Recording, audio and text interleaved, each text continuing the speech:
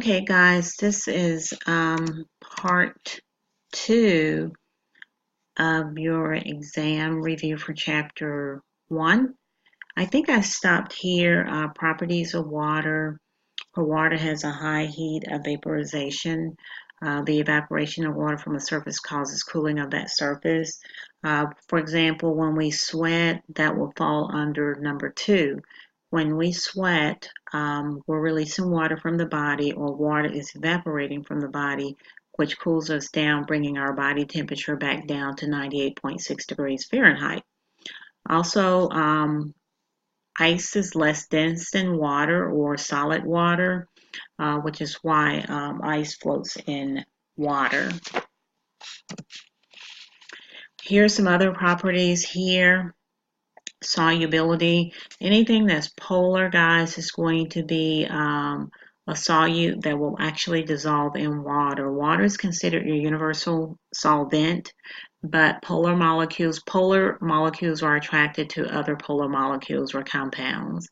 Anything that's going to repel water, or that's considered hydrophobic to water, means it's water fearing. They will not associate together, or they're not going to interact together. Cohesion, a really good example of that. When you think of cohesion, think of something such as glue. Well, cohesion simply means that the water molecules are going to stick together or be held together by the hydrogen bonds. A good example is when you water your plant or trees get water, the water molecules go up through the roots, then to your stems, and then to the leaves. So water is a good solvent. It's considered the universal solvent. Water is, of course, as I stated before, hydrophilic, and of course, which means it's water loving. Hydrophobic simply means water fearing. So anything such as oil, wax, any type of fat or lipid is not going to interact with water or combine with water. You're going to always see little pebbles at the top or within the water, because the two cannot coerce together. Anything that will dissolve in water is going to love water, such as, I think someone gave an example in class, Kool-Aid will dissolve in water, sugar will dissolve in water, sodium chloride will dissolve in water, anything that will, tea, coffee, those are all polar molecules, and polar interacts with polar because we know water is a polar molecule, meaning it's hydrophilic. Water can form ions. Now let's look at acids and bases, okay? Pure water, of course, has a pH of 7, is considered to be neutral. It's neither acidic nor basic. It does have a balance of hydrogen and hydroxide ions in the solution. So what is an acid? An acid is a substance that dissociates from water to increase the hydrogen concentration and lower the pH. So acids, anything less than 7, they have a very, very low pH. They have a high amount of hydrogen ions. Of course, the stronger an acid is, the more hydrogen ion it produces, and the lower its pH. The stronger an acid is. So for example, if we look here at hydrochloric acid has a pH of 1, is a very, very strong acid. It has a low pH, simply meaning it's going to have more hydrogen ions. So the stronger an acid is, the more hydrogen ions it produces, and the lower its pH. A pH of 1, of course, is going to have more hydrogen ions than something that's at a pH of 2 or 3. So acids, they release hydrogen ions and they accept hydroxide ions. Now, a base, on the other hand, is something that a substance that combines with hydrogen dissolved in water, and it's going to lower the pH. So bases, they release OH groups. They're called hydroxide ions. Acids release the hydrogen or the H plus ions. Bases, of course, release the OH or the hydroxide ions.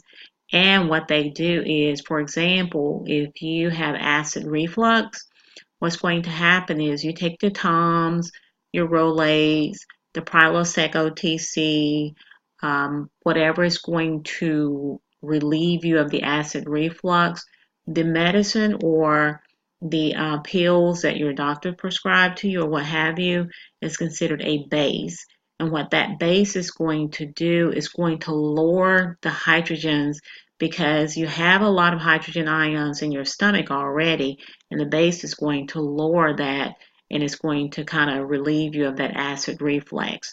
So it's kind of like it's going to neutralize everything out and it kind of acts as a buffer too because it's going to relieve those hydrogen ions and of course you feel better. So bases and acids have to be in balance when you have acid reflux. Okay.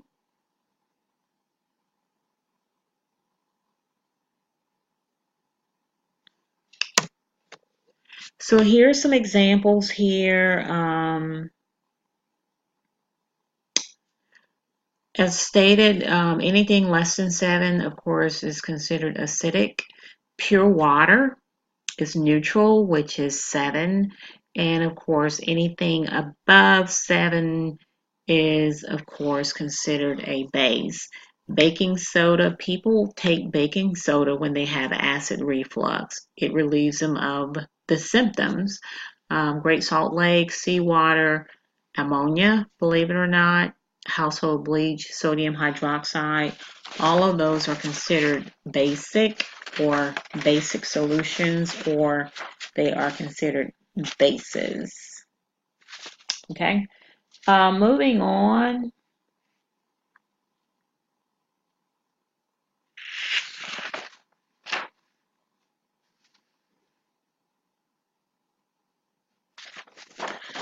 So know some of these examples when you see them on your exam. Be able to differentiate or identify an acid. Some of these examples of solutions in acid from a base. Okay.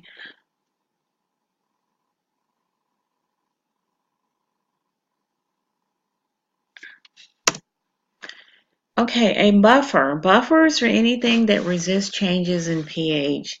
They release hydrogen ions when a base is added, and they absorb hydrogen ions when an acid is added.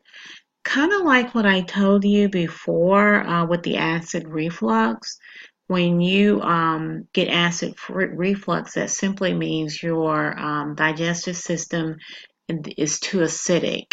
Okay, so what's going to happen is a base such as the Toms or the Rolaids, they're going to come in and they're going to start absorbing those hydrogen ions in order for you to relieve that, to feel better.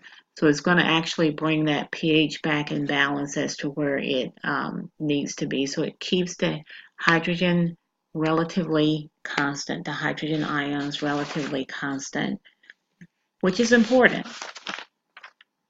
All right, moving on. So what they actually do on page 35, make sure you read about a buffer. What they actually do, they help stabilize pH.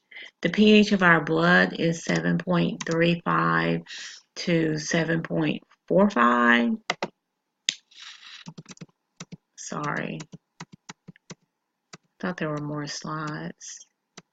That's the end of it. But anyway, I'm just going to talk on it, give you a little bit more information. On page 35, buffers help stabilize your pH. The pH of our blood has a range between 7.35 and 7.45. The key buffers in our blood, as stated in your textbook, are carbonic acid and bicarbonate. Carbonic acid, of course, is an acid. Bicarbonate, of course, is a base. Okay. If you, for example,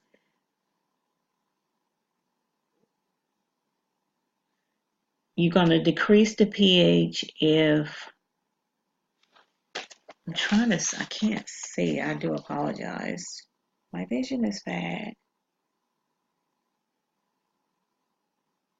So you want to release carbonic acid. Let's say, for example, you,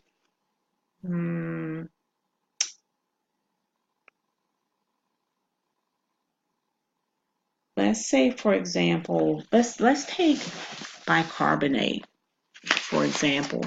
Bicarbonate, of course, is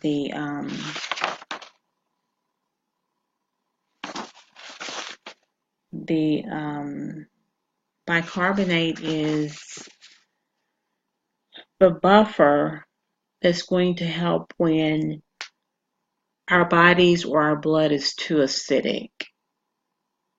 Carbonic acid, if the pH is above 7.45, which means it's too high, carbonic acid is going to be released in our bodies or in the blood to bring it back between that range of 7.35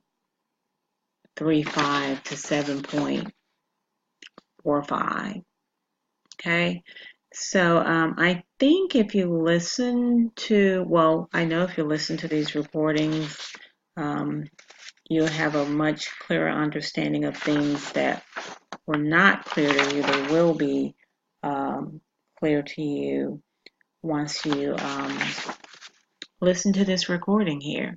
So this is part 2 of chapter 2, exam 1. So removing bicarbonate will most likely